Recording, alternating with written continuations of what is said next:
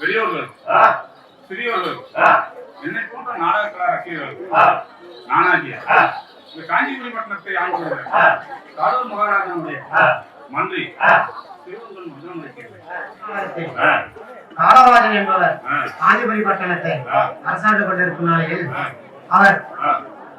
அவருக்கும் அவர் மந்திரியாளர் செல்கொண்ட பக்தருக்கும் புத்திர சந்தானம் இல்லாமல் போய்விட்டது.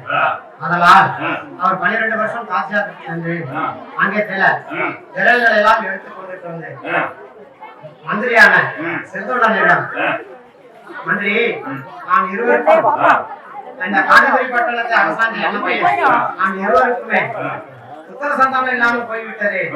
அதனால் சில திரவியங்களை மந்திரியிடத்தில் கொடுத்து அவர் அந்நிய ஸ்தலமான புண்ணியஸ்தலம் சென்று அன்னப்பொடி கட்டி ஆராய்ச்சி மணி அடித்து நித்தம் ஒன்றுக்கு 1000 பருவங்களுக்கு அன்னமிட்டு அவர்களுடைய வரபிரசாதத்தினால் புத்திர சந்தானம் உண்டாகும்படி கேட்கச் சொன்னார். அங்கேயானவரை அழைத்து மந்திரியான செல்வராமன் நம்மளுடைய ராஜாவாகிய காலபுர மகாராஜன் இப்படி எல்லாம் சொன்னபடியா இந்த கர்மசாஸ்திரம் இப்படி எல்லாம் சொல்லுகின்றது, இதை நாம் பின்பற்ற வேண்டும் என்று நினைத்து அவர்களுக்கு அவருடைய வரப்பிரசாதத்தினால் புத்திர சந்தானம் உள்ள சீராளனும் பிறந்தார். சீராளன் பிறந்த பிரகாரம் அவர் சீராளதேவனை பள்ளிக்கூடத்தில் வைத்து சில கலைகள் எல்லாம் பற்றி உணர்ந்த பிறகு மீண்டும் அங்கே தெய்வ சபை ஒன்று கூடியது. அப்பொழுது சிவபெருமான், தேவேந்திரன், நாரதர், யமதர்மன் இவர்கள் எல்லாம் சபையை கூட்டினார்கள். எதற்காக சபையை கூட்டினார்கள் என்றால், இங்கே என்ன புதுமை நடக்கிறது என்று சபை கூட்டினார்கள். அப்பொழுது நாரத பகவான் மேலோகம், கீழோகம், அந்தரலோகம், சத்தியலோகம் என்று சொல்லக்கூடிய 5 லோகத்திலையும் சஞ்சாரம் செய்துவிட்டு வருவதற்கு நேரமாகிவிட்டது. அப்பொழுது பார்வதி தேவி அம்மாள் கேட்க, தேவரிஷியே, இன்றைய தினம் பூலோகத்தில் என்ன புதுமை என்று கேட்டார். அப்பொழுது, அம்மா தாயே, நான் 4 லோகத்துக்கும் சென்றேன், ஒரு புதுமையும் கிடைக்கவில்லை. அவர்களுக்கு நான் பூமிக்கு சென்றேன்.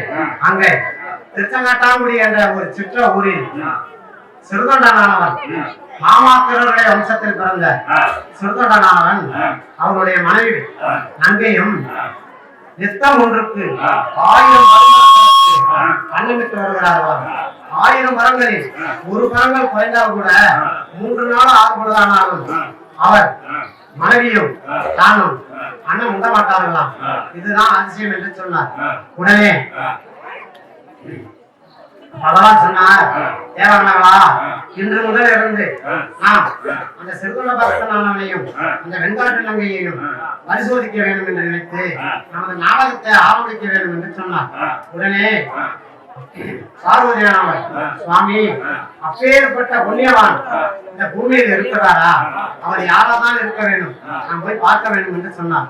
பெண்ணே, பார்ப்பதற்கு இன்னும் நாள் இருக்கின்றது, அப்பொழுது நாம் தெரிந்து கொள்ளலாம் என்று அவரை அங்கே நிறுத்திவிட்டு ஒரு பறவைகளை கூட காணவில்லை.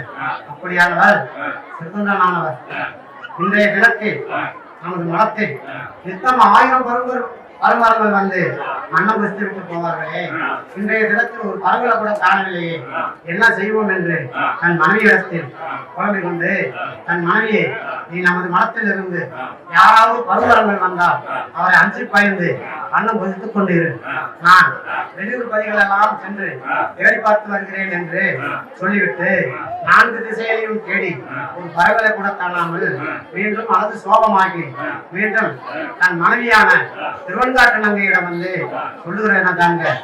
அப்படி நேற்றோடு அந்த கதை முடிவடைந்தது.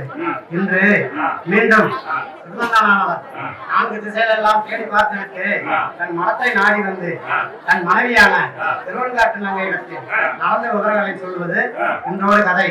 தாய்மார்களே, பெரியோர்களே, இக்கதையை கண்முறை யாரெல்லாம் கேட்கிறீர்களோ அவர்களுக்கு என்ன வேணும் என்று மனதில் நினைக்கிறீர்களோ அது நடந்தே தீரும் என்பது எனது 58